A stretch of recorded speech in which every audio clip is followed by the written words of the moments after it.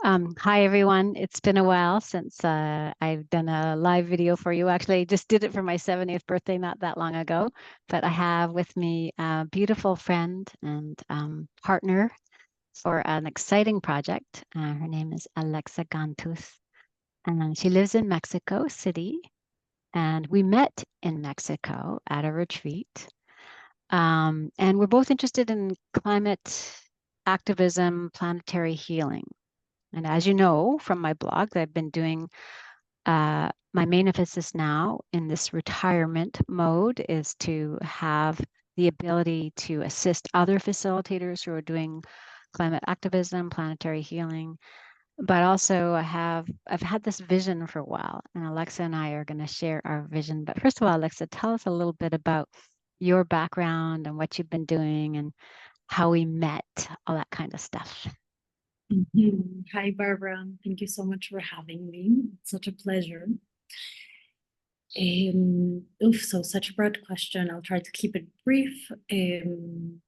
So I'm Alexa. I'm originally from Mexico City, but I come from a very multicultural family, which are also creatives, which has influenced a lot of my path. I am a creative strategist, design researcher, sometimes facilitator, and a huge environmental advocate for quite a number of years now. So anything that has to do with using creative strategic methods in order to help advance planetary healing and bring us closer to restoring ecological balance is something that I'm really passionate about.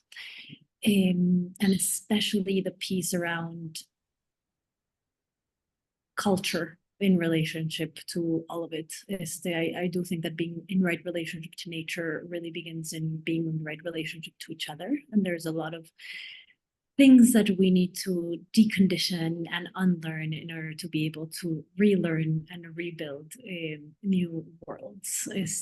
So a huge part of that for me manifests in doing a lot of personal development work. I don't really love that term because it makes it all about the individual, when I actually think that so much of this healing work that we do in ourselves actually ends up transcending into the collective. So it's exactly that curiosity of deconditioning and relearning and healing from the inside out that brought me to meet Barbara in a beautiful healing center in Mexico with three incredible Shipibo maestras. And we first connected, I would say, geeking out on all things that had to do with ecology and the environment and our projects and our approaches to it.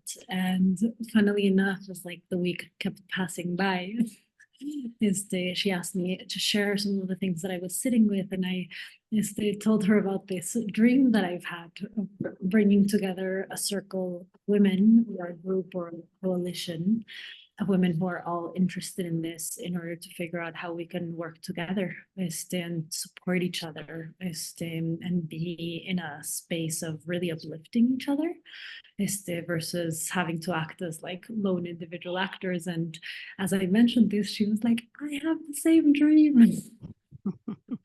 And here we are about 6 months later into actually dreaming up and building the inside outs of this vision.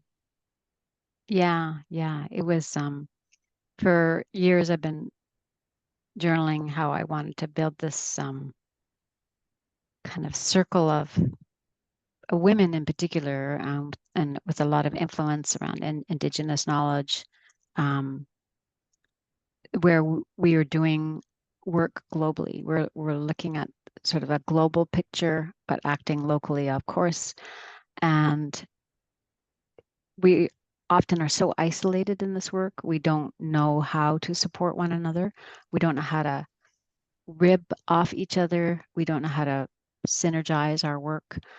And the big piece of it for me as a facilitator, of which I loved Alexa's vision too, is this idea of incredible, intense, interdependent collaboration, where we continually support each other. And I had this experience recently in the moon dance, which maybe some of you have way back. I wrote about moon dances, and it's a phenomenal event that is now happening all over the world where women get together. They're supported mainly by men, but the women dance for 4 nights in a row. And I know it sounds crazy, but we are praying for the planet.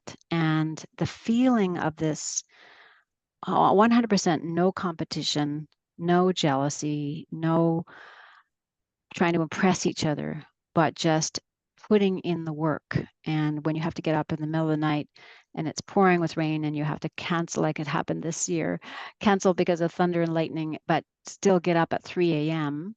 when they call us because the rain stopped and it's time to start dancing. And everybody, 200 women get up and we just all start dancing at 3:30 a.m. because we should have started at 10 p.m. and we're all just waiting. That's what we want to do. And so that's my feeling of this project, is that we bring together a group of women that we know, start with a group of women that we know, because we want to be very careful about the dynamics and making sure everybody is really on board with this very beautiful collaborative idea. And that it's women that are doing really incredibly diverse yet planetary healing types projects. So I don't know if, Alexa, you can tell us, without revealing any secrets of anyone, some of the projects that you heard about amongst the women you're considering to ask to join for our first circle. And maybe we'll have multiple circles eventually, but we're starting small. And the reason we're doing this is because we're going to ask you to donate to it at the end. We need to raise a fair bit of money to pull this off so that the women aren't inconvenienced financially at all, to be able to come together and for Alexa to do a lot of the work that's required to bring this group together, to create a more catalytic effect of what we're already doing. Yeah. So about the women, actually, before diving into any specifics of the projects, I just want to touch a little bit on the why women to begin. I think it's a vision that could eventually expand to include all gender identities.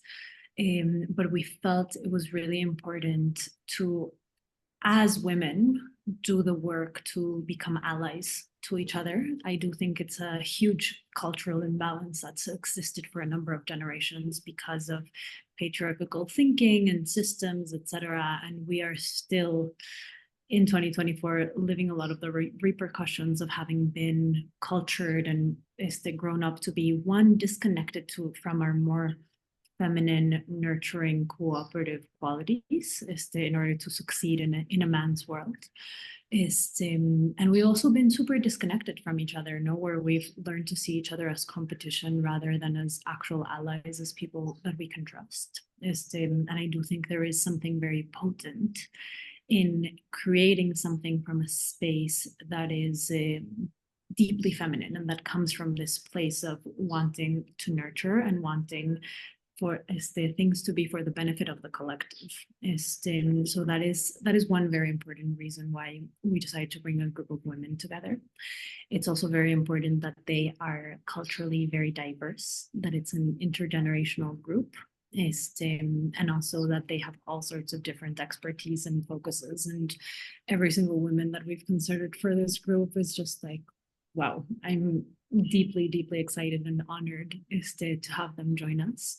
Their expertise and skill sets run from the woman that started the first sustainable disposables company in Sri Lanka that has a huge plastic problem. And she was the first one to bring in compostable materials into Sri Lanka to begin actually replacing all of these things. She went on to become an incredible circular economy expert, consulting for countries globally, including the UNDP. We have another incredible woman that has an incredible land project that she's currently working on with regenerative agriculture and practices, and all sorts of healing modalities integrated to the vision of what's being built. We have another woman whose expertise is cross cross industry collaborations. So she works at a very big scale, bringing huge players together that are traditionally competitors in order to create shared resources and work together to solve very specific problems. So incredible mind when it comes to facilitating collaboration and cooperation, has also been involved in all sorts of incredible climate work through doing all of this. We have another woman who is an expert in emerging technologies. So she brings the angle of the importance of AI and the blockchain and how these technologies can be catalyzed in order to actually do good. We have another woman that is an investor, but her perspective on investing comes from animism and realizing that everything in the world is living. So it's like way beyond ESG or anything that you can imagine in terms of what we're able to measure. No, she's really thinking at like a systems and biodiversity level. And then we have other women who are poets, artists, musicians that have this sensibility. So it's a very beautiful range of all sorts of different flavors and colors. But I would say what also unites them, aside from their love for planetary healing, is their commitment to doing both the inner work and the outer work. Mm. Yeah, and we both know, as Alexa describes herself as a creative strategist, and I just say she's just a facilitator. And I as a facilitator, we both know that it's really important to create the conditions for this deep work that we're about to do, because it's no easy task to have a vision. And as facilitators, we help people have their visions, to enunciate their visions, but to enunciate our vision and then for us to enunciate our vision together, like to go from this is my project, this is what I do, to how can all of these projects create, a much higher impact.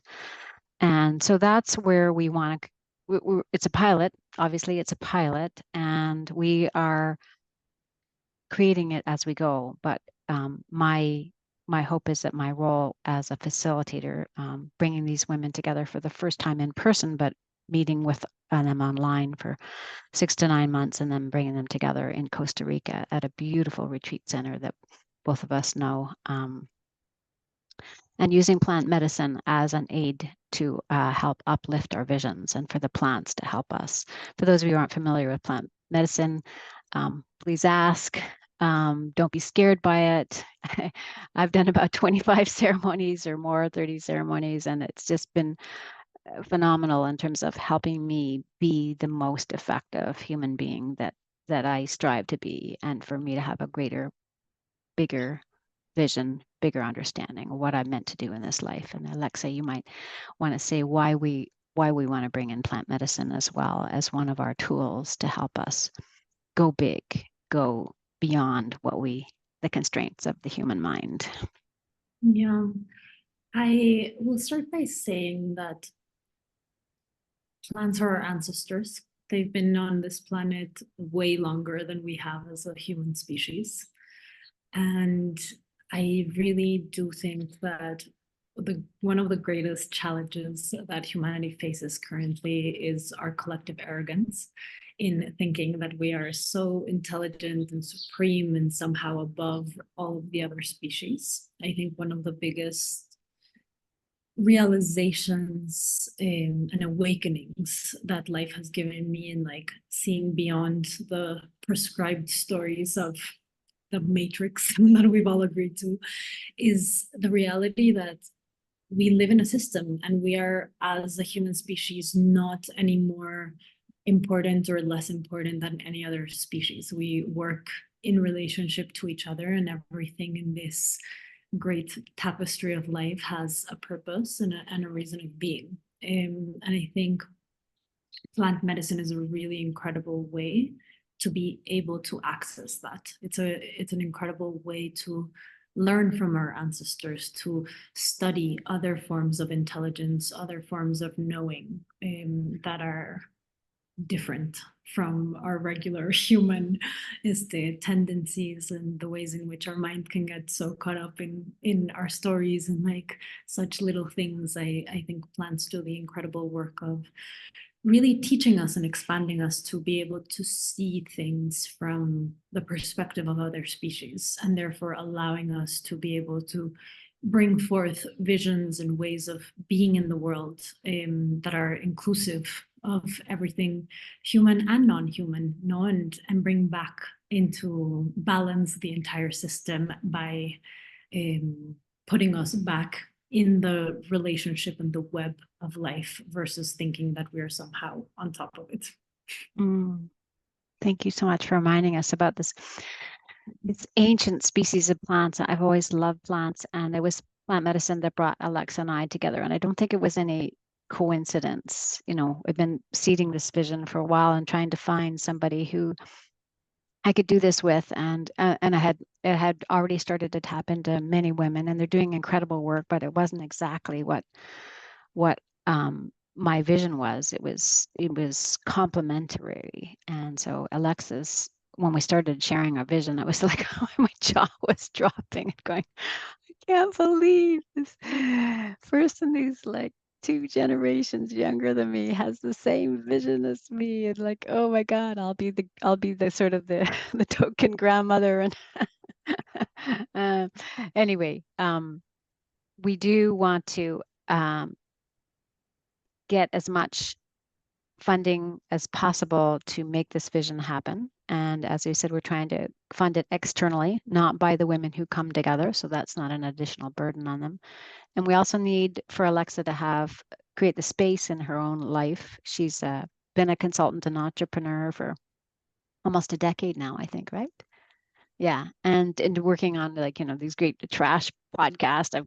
We could put that in the blog below a little bit more about some of her projects. But we do want to fund Alexa to do this work. I am retired, so I'm funding it out of my own love of this work. But Alexa can't do that. She needs she needs the income. So we're hoping to get about 3,000 or 4,000 a month US for Alexa's honorarium, and ultimately we need to probably raise close to $100,000 for this first year project. And what we're asking is, if you feel moved at all to help us out, to support us, everything will help. Like if 1,000 of us donate something, it's going to make a huge difference. And so please, if you know other fundraisers or other people who would love to fund this, we cannot give it a tax receipt. We're not a charitable organization. We're not starting that way. We don't want to go into a classic not-for-profit situation. If we have to, we may, but right now we're trying to do it almost as a GoFundMe kind of campaign. I don't know, Alexa, what else would you add to that? Yeah, I mean, I think just to give specific details, because I think we spoke very broadly in terms of vision, but I don't think we gave any specifics. So we're bringing together this group of 13 women from all around the world at an incredible regeneration project in Costa Rica next October of 2025. We will be meeting for about 6 to 9 months online in advance. So yeah, basically, I think that is it in terms of details. But the idea is for this to plant a seed, an intention for creating a wider ecosystem where we begin to create systems of mutual support and reciprocity between people that are doing this work. And with the goal of this really being able to translate into an amplification of impact and an efficiency when it comes to resources. Because working together, we can go much farther than working separately. So yeah, anything helps to bring this vision to life. And if you by any chance feel any resonance or like you would want this vision to exist in the world, we are deeply, deeply grateful for any support and contribution. Yeah. So thank you. do consider it. Please ask questions. Our hope is that this first group of women will then catalyze into another one and another one, and each one of them may take away and form their own circles, and so that it becomes this giant ripple effect. But we are going to involve the original group together and sort of co-create this together as a true co-creation project, and being as creative and as slippery as we need to be in order to move around the usual hurdles that one faces. So thanks for listening, and you'll hear more as we get closer to the project.